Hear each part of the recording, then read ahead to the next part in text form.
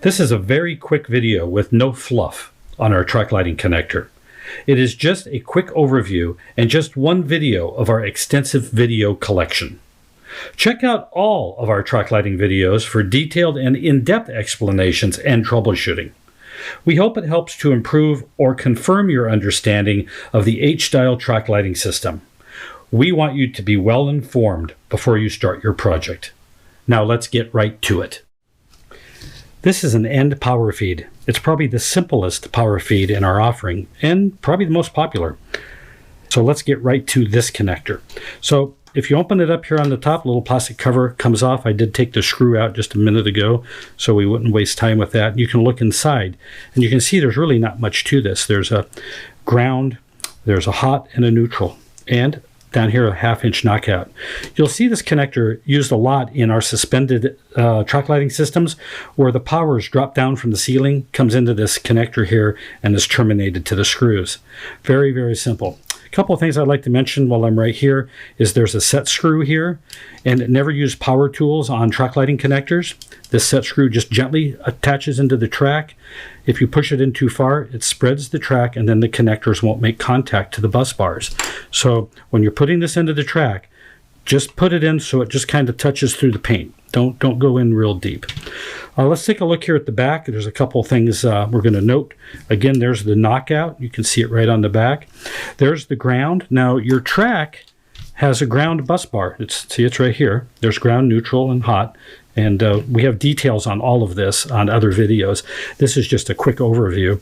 So you got to make sure that your ground is lining up. So in this situation, see the ground's flipping over to this side? I know the ground is on this side of the track, so it will go right on. But if your track is backwards, it's not going to go in. The ground is going to stop it. So turn your track around. Make sure you have your polarity correct, or it's simply just not going to work.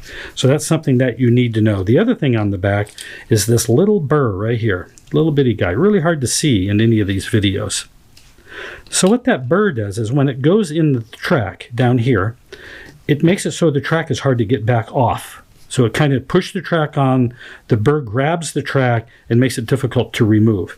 That's usually a really good thing. In some situations, if say you're doing a traveling trade show or something and you want to be able to release your tracks before you put it in, take a pair of pliers, open up the channel a little bit, and gently, without touching anything else, press the burr flat.